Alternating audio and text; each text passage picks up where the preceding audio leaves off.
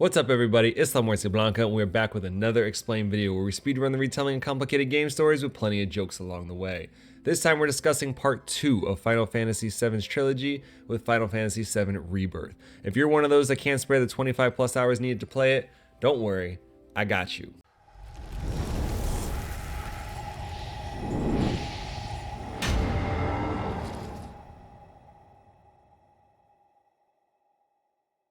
In case you didn't already know, this is a direct continuation of the previous game and also pulls a lot from previous spin-offs and DLCs. To fully get caught up, make sure you check out my Final Fantasy VII Remake, Intermission DLC, and Crisis Core Explained videos. All caught up? Great! Still confused? You're not the only one. Don't worry, it only gets worse. Following the end of the last game around when Cloud and crew told Fate to eat a fat one, the resulting battle left a large section of Midgar in ruins.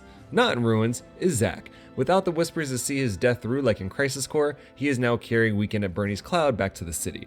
And I'll just go ahead and say it now to clear up some confusion. Spoiler, this is a different timeline than the one main Cloud and his people are currently in. That's why we walked past each other at the end of Remake, but no one noticed. More on this later. On the news, Zack sees the homies getting pulled from the rubble, including his girlfriend, who's not actually his girlfriend. He just does things for her like build flower carts that she doesn't actually like. This prompts Zack to chase her down and free her, dropping her white bauble thingy in the process. You can tell this will be important later because it gets a 12-second close-up, almost as long as Tifa's chest gets every other cutscene. Simps!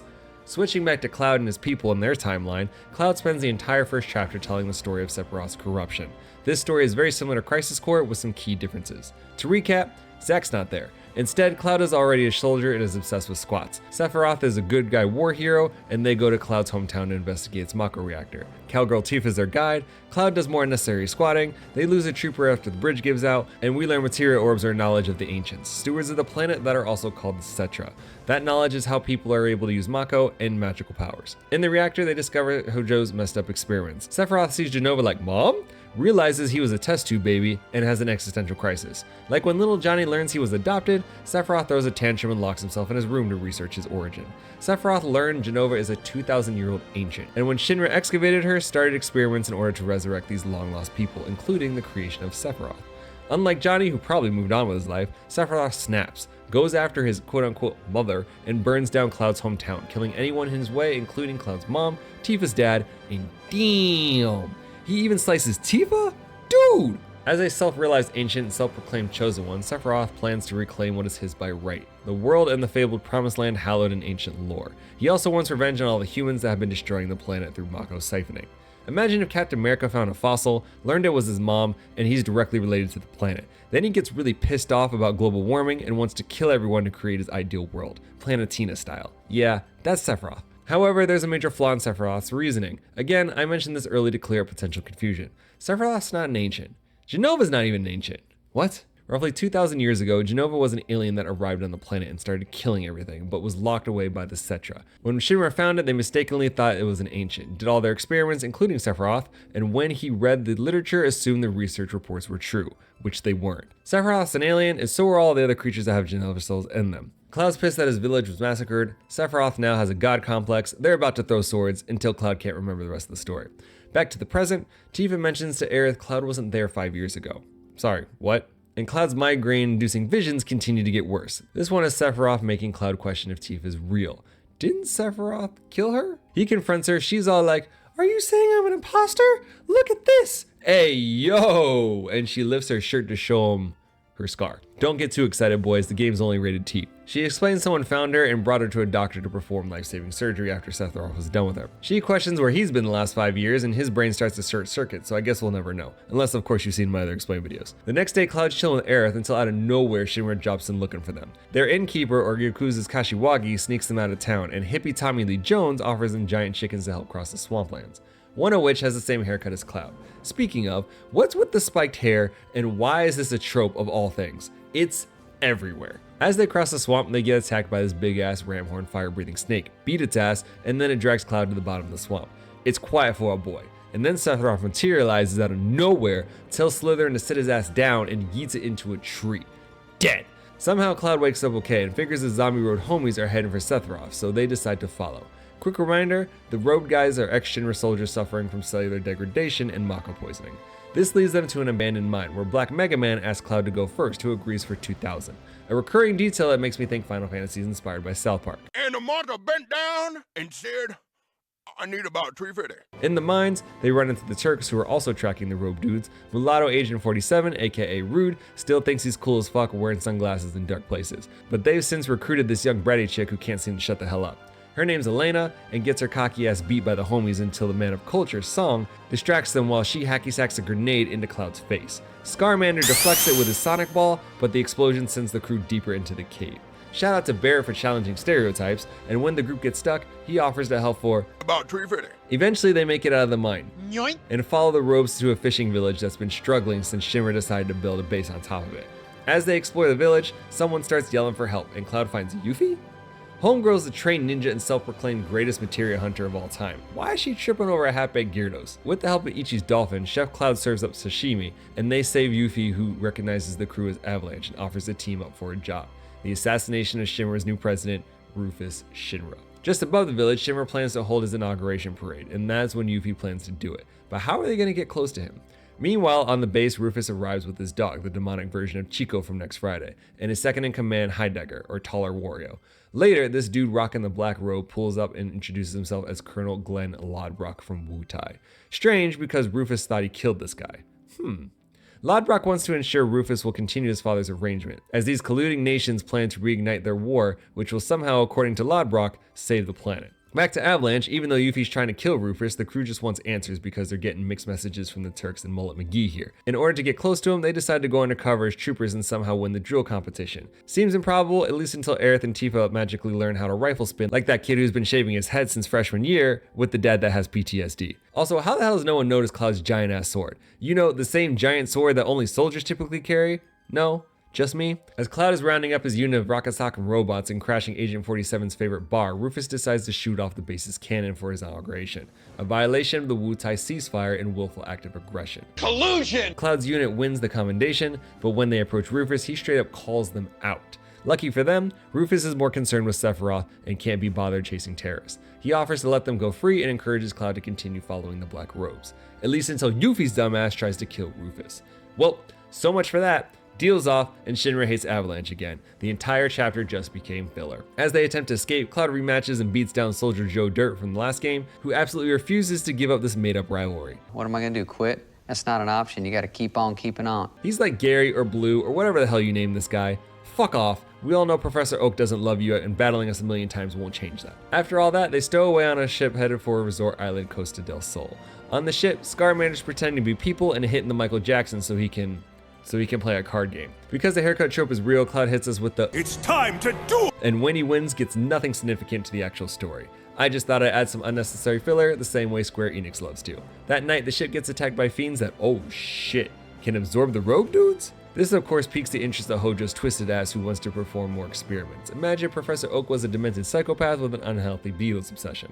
During the fray, some of the zombie Voldemorts start talking about reunion and whoosh! A maelstrom of dark energy appears and nah. Sephiroth? He starts muttering about Genova, somehow transforms the whole cargo bay into a scene straight out of Dead Space, and when Cloud's able to put Tentacle Huntai Genova down, Sephiroth just disappears.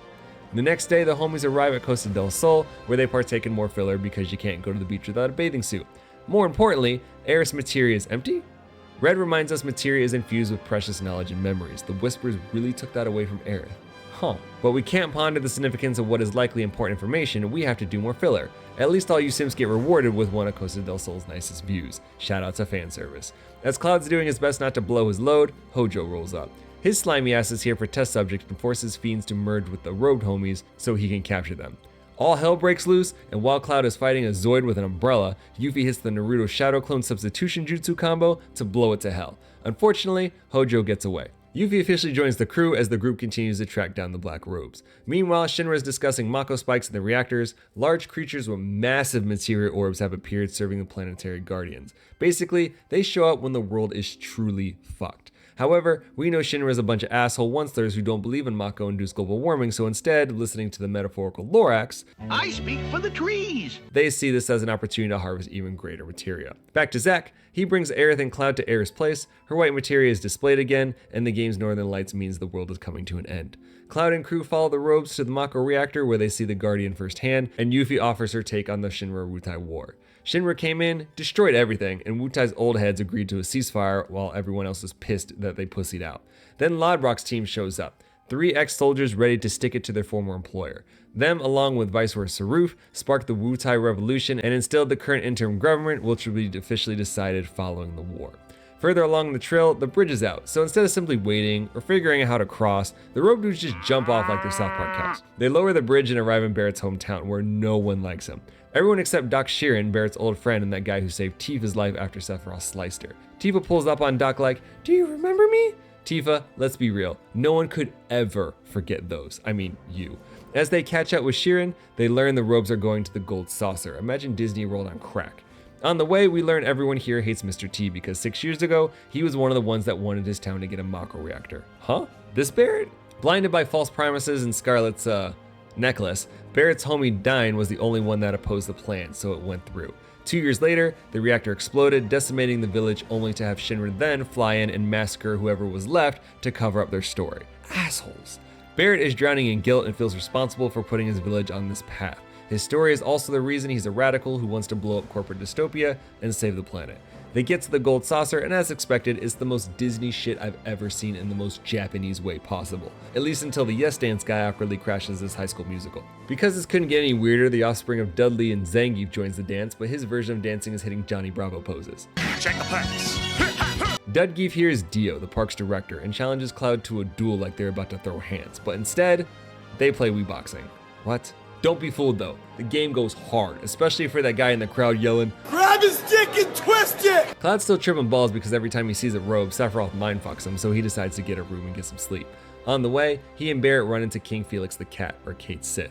Dude is annoying as hell, like an over-the-top stuffed animal sidekick annoying. Imagine if Puss in Boots had Donkey's personality. Cloud knocks out, meanwhile, Barrett is investigating a shooting, and wait a second, another Mega Man knockoff? Kate Sith rolls up on Cloud in a panic, tells him about the shooting, and when they get to the scene, Sir Needs a Shirt is blaming Barrett. I mean, how many gun-armed people do you know? The crew sticks up for Barrett, and while flexing because Gym Bros can never have a normal-ass conversation, chill Mr. Torg offers to believe them if he can catch the real criminal. The group heads down to a derelict ghetto that looks like something straight from Borderlands, insane nonsensical leader included. This is Gus, or the boy band reject who is way too into Boogie Nights. During the inevitable filler Square Enix makes us do because they really want to steal Bleach's record, we learn the Turks are nearby, and Palmer, the Shinra exec, who looks like Colonel Mustard Molested Krusty the Clown, loves a good parfait. Parfaits are delicious. Following said filler, Gus sends them after the true culprit, where the crew also finds Barrett. Barrett says the shooter is Dyne, his best friend. Right after the reactor in Barrett's hometown exploded, he and Dyne ran to help and they found Shinra lighting everyone up. Determined to save his wife and daughter Marlene, Dyne runs straight through the gunfire, only to fall off the cliff. As Barrett's trying to save him, Scarlet's head ass lights both their arms up, Dyne falls into the abyss, Barrett somehow escapes, adopts Marlene, and both had the same idea of turning themselves into dead souls as Ryuji. Still having faith in his friend, Barrett tries to talk to Dyne, but Gray Fox is cracked out of his fucking mind. Starts shooting, and somehow Final Fantasy found a way to turn that naked gun meme into a boss fight. After shooting each other a bunch, somehow they're both still alive. I have a seriously touching bro moment when Barrett pours his heart out and mentions Marlene's alive. Despite this, Dyne is too far gone, hits the approaching Shinra troops with the "Say hello to my little friend!" and lights them up while catching a hailstorm of bullets before falling dead on top of his friend. Damn. With no time to mourn, the Turks show up and drop Palmer in a massive mech. Imagine fighting a two-story claptrap, because this idiot is just as annoying. Aware of the true culprit and sorry for misjudging the homies, Dio pulls up, gives them a ride, and distracts the Turks while they get away. Meanwhile, why is Kate Sith at Shinra? He's controlling Puss in Boots to help them? Does fake John Wick have a conscience? Rufus is also using the Turks to track Aerith. He's hellbent on reaching the quote-unquote promised land, something that only Aerith or Cetra have access to. Then Lodbrok phases in like a warlock, roasts the hell out of man's insecurities and dips. Huh? When did he learn how to do that? Low on leads, the group decides to head for another nearby reactor in Zack's hometown and meet Coalition Captain Cisne, the Ginger Turk from Crisis Core? Cloud also runs into Zack's parents and gets a suspicious migraine when they say his name. Continuing Crisis Core's not so subtle theme of dreams and honor, his parents say Zack just up and left one day, determined to chase his dreams. Remember, heroes have dreams. When Cloud gets to the reactor, he finds a whirlwind of whispers, ready to ensure fate takes its proper course, and to make things worse, Scarlet rolls up in her dollar store Gundam. Mid-fight, the Guardian shows up, so Scarlet decides to go fishing. Tifa tries to stop her, that plan's not working out so well. Cloud tries to save her, at least until Sephiroth's brainwashing and the Sith Lord quotes get in the way. As he's embracing the dark side, he slaughters the helpless Shinra troops like they're nothing. Scarlet's like, fuck that, and dips, but Cloud's not done. Sephiroth's vision goes even further, convincing him that Tifa's not real. Whispers disappear, Tifa's all like, I am real, look, and shows him her, her scar. Not good enough! Dude thinks she's Genova and starts swinging. No. She falls into the Mako, gets eaten by the Guardian. What? And now this idiot comes back to reality. Well, you already done fucked up, Cloud. She's gone. Well, kinda. Tifa wakes up inside the Guardian that ate her as it swims through the planet's life stream. After she hallucinates about her childhood, she sees the planet's white whispers fighting Sephiroth's black ones. Just when you think this game couldn't get any more confusing, here we are. Fate split itself into two different teams and is now fighting itself. Big Fish gets its shit rocked by Sephiroth, messing up Tifa in the process as she sees the light and understands Sephiroth's messing with Cloud's head. However, Alien Free Willy has enough strength to beach itself and throw up Tifa before it returns to the previously mentioned Whisper Race War. When she comes to, she has a heart-to-heart with Cloud, who's understandably frustrated about the situation because his memory's all jacked up. It's like there's different people inside of him. He thinks it's degradation, but of course this game won't allow it to be that simple. Tifa tells everyone what she saw, inspiring them to visit Cosmo Canyon to learn more about planetology. No, not the one with Tom Cruise. Dad, Tom Cruise won't come out of the closet. Sisney tells them about the human launchpad McQuack, who then offers them a ride to where they're going. Meanwhile, Joe Dirt's so desperate to challenge Cloud again, he's willing to let Hojo give him Genova cells. Yeah, I don't think this is gonna end well. They get to Cosmo Canyon, aka Red's hometown, and meet his master, a word you get when Master Roshi and Baba do the DBZ fusion thing. Red never got to do his trial to become a Watcher of the Veil, and when he completes it, learns the truth about his father, who is now a paperweight. Then a member of the ancient race called the Gi materializes, looking like Zulu Nation rolling with the voodoo people. Africa Bambara wants Red and Aerith to follow, Barrett agrees to cover them for About 350. and Cloud goes because he's still chasing Sephiroth's ghost. As they begin their Willy Wonka-ass boat ride, we switched back to Zack, who found Biggs, who can barely explain how he lived. I'll tell you, fate or whispers, whatever is easier for you to accept and understand. The same thing that happened to Zack when Cloud kicked Destiny's ass. With everyone else gone in this world, Biggs' avalanche is never won, but is struggling to keep the cause alive. Zack rallies the homie by making sure he doesn't lose sight of what's important, like dreams. Oh my god, Zack, find a new cliche. He later touches the hand of passed out Aerith, and oh shit, mainline Aerith felt that? In the Gi village, all the homies learned that the Gi were outsiders of the planet, their spirits unable to enter the life stream after death. Spending an eternity in a spiritual purgatory, the Gi obtained a sacred materia, corrupted through their desire for release. But before they could use it, Aerith's ancestors stole it and brought it to their quote-unquote place of worship. By the way, the black materia they want will bring the destruction of the entire planet. No planet means no life stream, and if there's no life stream, the Gi, like everything else, will turn to nothingness, a fate supposedly better than eternal purgatory. The Gi want it back so they may end their torment and have Aerith make amends for her scheming ass heritage. But the group's like, yeah, no, creepy voodoo people can't be trusted. Phased back, Cloud's convinced Sephiroth wants the materia, so they look for the temple. They find a rogue dude repeating Nibelheim, and Kate Sith remembers there's a terminal there that might give them some answers. They get to Nibelheim, and no way, it's been rebuilt? Turns out Shinra rebuilt it and converted it into a treatment center for Mako poisoning. That's why there are robe dudes everywhere. As Cloud checks into his room, his mind short circuits again as he finally remembers Zack and the mission they were on 5 years ago. Meanwhile, Kate Sith is having trouble with the terminal and needs access to the one Shinra Manor. In order to do that, they need the commissioner's clearance who's at the reactor. On the way, Cloud gets another migraine and no shit, the trooper they lost at the bridge 5 years ago wasn't just any trooper. That was Zack? Cloud gets to the reactor and finds a bunch of dead ninjas from Wutai. Looks like the war has already started. They find the commissioner dead, grab his keycard, and meet everyone else in the research facility underneath Shinra Manor, the same spot Sephiroth misinterpreted his origin story. As they look for the terminal, guy jumps out of the coffin looking like Dracula in his angsty teen years. Fake vampire, or maybe real, not sure yet, is Vincent. And after proving no one is safe from the spiky hair trope, pulls a gun on the homies because they have a stolen keycard. After hearing they just want access to the terminal and Sephiroth's their enemy, hedgehog-haired Dante opens the door like, fuck y'all, I'm going back to bed. As King Catbot learns about the temple, Cloud gets another headache and enters the next room to find Sephiroth DNA tubes. Vincent rolls up again like, you're not allowed in there. Cloud and Vincent talk shit, Vampire Dante hits his devil trigger, and the crew has to mess up this demon werewolf goat thing. After the fight, we learn Vincent used to be a Turk, and he's in his current situation because of Sephiroth somehow. They offer for Vincent to come along, but he's all like, "Get the fuck out of my house," and then goes back to bed. Since Square Enix can't make a game that's not 1,000 hours long, instead of heading straight for the temple, they first need to find its key. The keystone is being held at the Gold Saucer because everyone's favorite shirtless matador used to be a curator for such antiquities. But first, Joe Dirt drops in to get his ass kicked again. You gotta keep on keeping on. After mopping the floor with Dude's moppy ass head, Dude dies speaking about degradation, gets encircled by robe dudes, and magically becomes one of them like he's a quick change magician. Or maybe a hitman. Lodbrok's back and is broadcasting Shinra's attack on Wutai's ninjas. He says they were simply investigating Hojo's living weapons in accordance with the treaty, but they were gunned down. But we all know this is bullshit to incite further unrest. Dude then calls Wutai's commander Saruf to the stage, but yeah.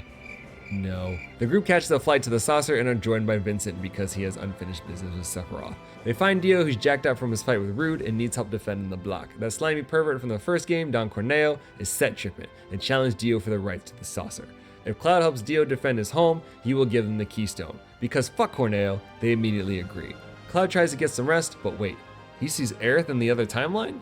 Huh? In that timeline, Marlene's a prophet all of a sudden because now she's telling Zack that when Aerith wakes up, a gray-haired man is going to kill her, and Cloud doesn't make it in time. Damn, Marlene! Spoiler much? Zack has questions about Cloud and goes after Hojo for answers, but finds a note on his bike. Before the world comes to an end, Biggs is deciding to blow up Reactor 6 because Zack told him to follow his dreams. Mainline Cloud wakes up from his nap, and yes! More filler, as the team takes up Broadway LARPing and Aerith is gaming's Taylor Swift now. Cloud and Tifa go on a romantic Ferris wheel ride that starts extra awkward. Everyone that's playing this game is yelling at the screen, "Shut up and kiss her!" But finally the homie takes her hand, leans in, and bro hugs it out. I'm sorry, what? Don't worry, he eventually seals the deal, disappointing every incel gamer that thought they had a chance with this imaginary character. You know who you are, get your dick out of your hand and put down the VR headset. Rule 34 is a meme, not a way of life. Competition has finally started and Spanish Johnny Bravo's already flexing trying to hype the crowd up. At least until Corneo's goons pull a Kanye, turn his speech into their own shitty Beastie Boys rap, but still manage to roast everyone. Because I spit hot fire. The fights start, Cloud's team bodies Corneo's henchmen, and then Corneo pulls up like Cloud wasn't the one that maimed his sewer rat in the last game. As the team contemplates different ways to castrate Slimeball Birdie, he gets to live the incel dream when Tifa steps on him. Unfortunately, he gets away, but at least they have the keystone now. Until the Turks pull up. Rude gets cornered, but nah. Kate Sith is still with Shinra? I thought he was cool. I thought he was the homie. This fucking pussy runs away with the keystone. See what I did there? Half the group gives chase while Cloud and the ladies remind the Turks the lesson they should have learned the first time they fought. The Turks once again get bailed out, this time by Rufus himself, who forces Cloud into another fucking tedious ass boss fight. I fucking hate this guy and his stupid demonic courage. Rufus eventually gets dropped and has one of those expectations versus reality moments when he tries to be cool and shoots a gimmick smokescreen coin to escape. The only issue is the smokescreen sucks. We see you walking away, dude. Like we care anyway because the keystone's more important. K-Sith makes Cloud do the Scooby-Doo thing by running into all the rooms until the keystone is finally delivered to the Turks. Pissed, the crew rightfully abandons Puss in Boots, who starts acting all depressed because he doesn't have any more friends. You have done that yourself. Losing Sith means they don't know where the temple is, but ex-Turk Vincent can monitor the radio chatter for the temple's location. The Turks find the entrance, drop the key in, and the Minecraft gods start dropping blocks out of nowhere to create a massive temple. Cloud and crew fight their way to the temple, navigate Escher's relativity, and give Alduin's cuz the nastiest backheel I have ever seen. Aerith learns the Lifestream Rain Dance and can now harness the power of Oz. Meanwhile, Sephiroth continues to corrupt Cloud, who no longer gives any fucks and continues his path of slaughter. Once again, they fight the Turks, this time Renji and his lightning stick rejoin the fight. However, because fighting the same boss over and over isn't enough, let's fight the same boss twice at the same time, as Aerith's crew fight Bratty Blonde and the Man of Culture, until Cloud's fight crashes down on top of them. Still corrupted, Cloud finds her ass as annoying as I do, and almost guillotines that ass as Elena starts rethinking her life choices. It's not death, it's a homecoming, and he only stops when the group convinces them that they're not worth it. During the fight, Song got away, but Dude is far from safe. Robe Dude turns into Sephiroth and shing! No! Sephiroth just shanked the Man of Culture? Sephiroth still hates humans because they killed the ancients he mistakenly thinks he's one of. But don't worry, it's not death, it's a homecoming. Bah! Song pops one in Sephiroth's back, who fizzles back into a robe guy and limps off to continue his job because he's a legit badass. Cloud's group continues through the temple facing quote-unquote trials that are basically just reliving the most depressing moments of their lives, and after the temple's done making them feel bad, Aerith gives the all-important pep talk that always happens before shit gets real. She realizes that dying and rejoining the livestream is more than just a homecoming. It's the perpetual cycle of life and death that allows the stream to flow. If we focus on the future instead of our painful past, Sephiroth can't beat us. Cool story, bro, as Cloud walks away as unimpressed as Michaela Maroney. Deeper into the tunnel, the visions get worse as Sephiroth uses Jesse and Biggs' death from the last game to prove Cloud has no emotion. Because he's a puppet.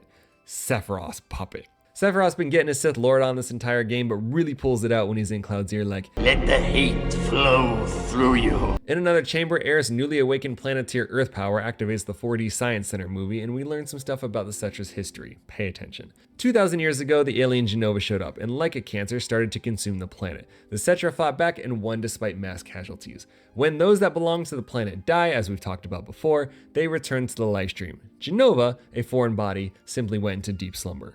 Humans then started killing the remaining Cetra out of jealous resentment, likely manipulated by Jenova. The survivors went into hiding, and after 2,000 years, Aerith is now the last remaining Cetra. After watching my other videos, you hopefully somewhat understand how Jenova's discovery, Sephiroth's creation, and other Jenova cell experiments all come into play. If not, I'm sorry I failed you, but we're moving on. The reunion is Jenova's scattered pieces converging to become whole and fuck the planet again, explaining the mini Jenova boss Cloud fought on the ship when the robe dudes combined.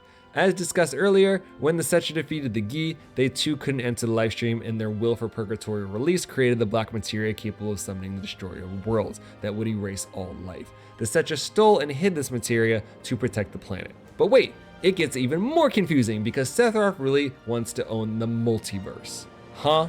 Sephiroth knows there are multiple worlds, and his version of the reunion will not only bring Jenova together, but also all the different worlds and timelines into one. He then phases out but makes sure to activate King Tut's demonic glory hole. After Cloud guts this thing's head, beats down the gate, he finds the black materia. Smeagol level deranged man grabs the materia, but anyone who's seen Indiana Jones knows that's a bad idea, and the whole temple starts coming down. Out of nowhere, Kate Sith throws himself under the switch, buying the homies more time, and Vincent leads them out. This would have been a real heartwarming sacrifice if we didn't already know the cat is one of many bots, and the only thing lost was its depreciated value, especially since another one appears as soon as the temple disintegrates. Also appearing is Sephiroth, and oh shit, he has the materia? Well, not really. Remember how Square Enix can't do anything simple? This is just another key. The true materia is hidden somewhere between worlds. Then he summons a whirlwind of whispers to create the sad version of Elden Ring's Halig Tree, and compels Cloud into taking and then giving back the materia. Precious. Tifa's like, fuck that, and trucks Cloud. He drops the materia, Aerith picks it up and runs away while Cloud eerily follows her like he's Jack Torrance. Here's Johnny. Cornered, Aerith gives up the materia and starts getting swarmed by whispers as Cloud gives it to Sephiroth. Cloud finally wakes up and tries to save Aerith, who falls off the ledge, but then she gets saved at the last second. Nope. Sephiroth cuts the entire ledge and the two fall into the abyss. Shinra retreats back to their HQ, and Zack is trying to decide if he should help Biggs or Cloud. After thinking about Aerith and her white materia, he heads for Shinra HQ to help Cloud, but then Rainbow Road appears in the tunnel headed for Biggs. But before you can make any sense of any of that, Aerith is waking up Cloud in her home? Cloud's as confused as I am, probably you as well, but Aerith repeats what Square Enix has been saying this whole time.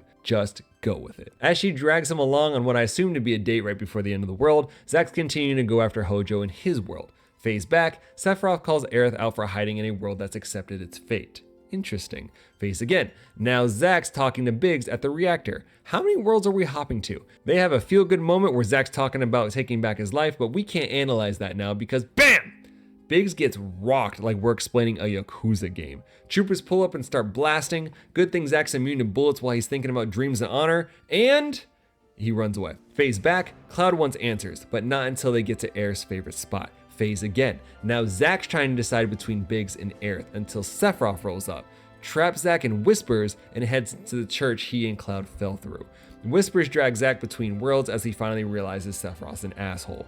Aerith and Cloud are in the church, and Aerith continues to act strangely like she knows something is about to happen. Thanks Cloud, and says she'll be okay. She gives Cloud the white materia, says it's about saving the world, and summons Rainbow Road as she pushes Cloud between worlds, just as Sephiroth walks into the church. Is he going to kill her? Is this the fate she has already accepted? How did she all of a sudden learn how to travel between worlds? Too many questions, no time for answers, because Sephiroth's already with Cloud to explain the multiverse. When fate is defied, a new world is born, and the planet itself encompasses many of these worlds. Eventually, all worlds come to an end and return to the planet, the homecoming Sephiroth keeps touting. He also keeps referring to the reunion as Cloud sees his rogue zombie self in what I assume would be the bad ending if this were a Persona game. Get out of my head! As Sephiroth drops Cloud in another world, sending whispers after the materia Aerith gave him. Cloud fights them off, and Aerith appears. She tells Cloud to find the real him, while she stops Sephiroth from using the black materia. She takes the white materia from Cloud, absorbs it, and hands back an empty orb. White whispers transport him back, and when he comes to, learns Aerith is likely headed for a secret Cetron altar. As they head that way, Sith apologizes and says he gave the Turks the keystone because he'd rather have something bad happen to them. In his own weird way, I guess he was protecting the homies. They reach the Forgotten Capital, and Sephiroth shows up to begin the world-merging reunion. Whispers are flying all over the place. It is chaos. The group manages to get Cloud into the sanctuary, who finds the last Cetra praying to the planet. But as he gets closer, the whispers want Cloud to kill her? Oh shit. Now Sephiroth's dropping in for the final blow? Cloud barely manages to deflect it. Or does he? No! Aerith falls to the ground, her white materia bouncing away, and Cloud's losing his mind over his fallen friend and potential side piece. Sephiroth continues to talk about emotionless puppets, but Aerith reassures Cloud enough to motivate him to stick that giant sword up the ass of the Genova alien Sephiroth just turned into.